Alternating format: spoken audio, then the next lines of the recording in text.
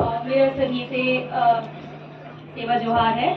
और यहाँ पे सब लोग जो बैठे हैं, मेरे बड़े भाई बहन, छोटी बहनें, उनको सबको मेरा प्रणाम, सबसे अभिनंदन वंदन करती हूँ और अपना धन्यवाद देती हूँ कि आपने आज अमूल्य अपना समय निकाल के आया और यहाँ पे इस मंच को और गर्व से मतलब गौरवान्वित करवाया। इसके लिए मैं आपको धन्यवाद देना चाहती हूँ।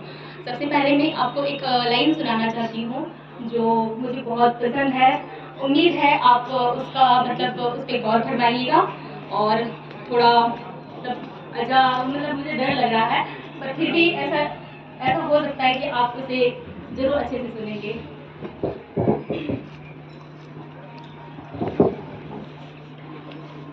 टूटने लगे हौसला, टूटने लगी हौसला तो ये याद रखना कि बिना मेहनत के तब तो ताज नहीं मिलते।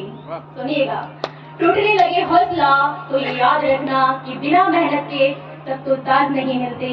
और ढूंढ लेते हैं अंधेरे में भी मंजिल, ढूंढ लेते हैं अंधेरे में भी मंजिल, जुगनू किसी रोशनी के मोहताज नहीं होते।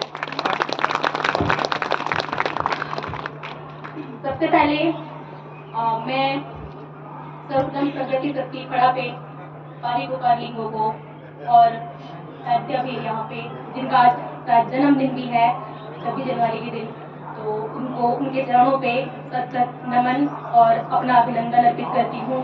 और उसी के साथ में हमारी माननीय संजय कुमार जी को और मैडम डॉक्टर जयश्री मैम को धन्यवाद देना चाहती हूँ। और यहाँ पे जहाँ मैं पहचानती हूँ और मैं जानती हूँ जिनका नाम मनोज सर जी, सुरेंद्र जी और बाकी और भी जो मुझे मैं अभी रिकॉल नहीं कर पा रही नाम, उनको मेरा धन्यवाद है। जो उन लोगों ने इतना सहयोग किया, मेरा इतना मतलब बहुत कुछ किया है, उनको मैं दिल से धन्यवाद देना चाहती हूँ। और मैं अपना परिचय से स्टार्ट करती हूँ। मेरा नाम गीता भलावी है। मैं मध्य प्रदेश के सिवनी जिले से एक छोटे से वनग्राम सतोसा की निवासी हूँ। वो एक बफर एरिया में आता है, गोर जोन में, और जहाँ से मैं बिलोंग करती हूँ। मेरी प्राथमिक शिक्षा अपने ही गांव सरकारी स्कूल से हुई है, जहाँ मैं 12th तक पढ़ाई किया है।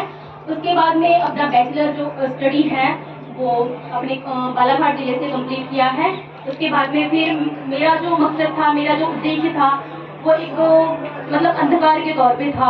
और मैं 2023 में दिसंबर 2023 में अपने दिल्ली में आई और उसके बाद में फिर मुझे छोटा सा मैसेज मिला, छोटा सा संदेश, पर बहुत खूबसूरत, बहुत हर्षोल्लास से भरा हुआ मैसेज था। और जहाँ से एक किरण नजर आ रही थी मुझे कि कुछ तो है इस किरण में, कुछ तो है इस मतलब चमकती हुई रोशनी में, जहाँ से मुझे आगे का सफर तय करना है, जहाँ से मुझे आगे का सफर तय करना है। उसी बीच मुझे गोटुल इंडिया के बारे में जानकारी मिली, जो अपने एक एनजीओ है जो सामाजिक और शैक्षणिक रूप पे असक्त समाज को सशक्त करने में अतुलनीय योगदान देता है, अतुलनीय योगदान देता है, जो अभी तक शायद मैंने तो नहीं देखा जो एनजीओ शिक्षा के स्तर पे अपने समाज पे काम करती हो। मैंने पहली बार उनसे मिला है और जब मैं पहली बार मिला तो उस छोटे से संदेश के तौर पे मैं आई दिल्ली में मेरा पहले आना हुआ था। पर उसके बाद में फिर जब मैं आई तो मनोज जी से मिली मैं। उसके बाद में फिर एंट्रेंस एग्जाम हुआ शायद जनवरी 2024 में इंटरव्यू का एग्जाम, सॉरी वो एग्जाम हुआ था। वो एग्जाम यूपीएससी लेवल का एग्जाम था। आप मानेंगे नहीं कि उसमें प्री भी था, मेंस भी था, इंटरव्यू भी था। मैं सोच भी नहीं सक रही थी और मैं इसीलिए अचंभित हूँ कि मैं सोच भी नहीं सक रही थी, ऐसा मतलब प्रबंधित किया गया था उसे। और यूपीएससी लेवल के क्वेश्चन थे। बस मुझे मनोज जी ने बताया था कि बस तैयारी करके आ जाना। तो मैं सोच रही थी मन में कि तैयारी करना है मतलब कैसे करना है, मुझे तो समझ में भी नहीं आ रहा था कि वहाँ तैयारी वाले भी मतलब बच्चे जाएंगे। और मुझे सच में यकीन नहीं होगा कि मतलब जो एग्जाम का पैटर्न था वो यूपीएससी लेवल का था। जब मैं चेयरमैन को फेस कर रही थी और जब मैं एंट्री ली इंटरव्यू के लिए, तो मुझे मानो ऐसा लगा कि मैं यूपीएससी चेयरमैन के सामने बैठी हूँ। 10 नंबर थे वो संजय सर ने मुझे मतलब मेरा जो डाउन हो रहा था, अपना हार्ट बीट तेज हो रहा था, उसे बोला कि कोई बात नहीं, सब लोग अपने ही हैं। तब मुझे थोड़ा ठीक लगा। उसके बाद में फिर मैंने अपना वक्तव्य बोलते गई क्वेश्चन के आंसर कुछ दिया। फिर मैंने इस तरह से मेरी जर्नी स्टार्ट हुई यहाँ से, और यहाँ तक जो मैं पहुँची हूँ, यहाँ पे मेरे मम्मी पापा, माँ बाप और मेरे भाई बहन, उनका अतुलनीय योगदान है। और साथ में जो गो टू इंडिया NGO है, उसका बहुत सहयोग रहा है। हाल ही में मैंने संस्कृति IAS, जो आपने शायद नाम भी सुना होगा उसका, उसमें एडमिशन लिया है। क्योंकि मेरा जो ऑप्शनल था वो दृष्टि IAS में नहीं था, इसलिए मुझे ज्योग्राफी ऑप्शनल के लिए संस्कृति IAS में एडमिशन लेना पड़ा। और वहाँ पे मैंने फिर एडमिशन लेके अभी अपने अध्ययन को जारी रखी हूँ, और हाल ही में नोएडा में शिफ्ट हुई हूँ ताकि मैं अपने आगे की पढ़ाई अच्छे से कर सकूँ। और लाइब्रेरी भी ज्वाइन किया है ताकि मैं अपनी स्टडी को और भी फोकस तरीके से कर सकूँ।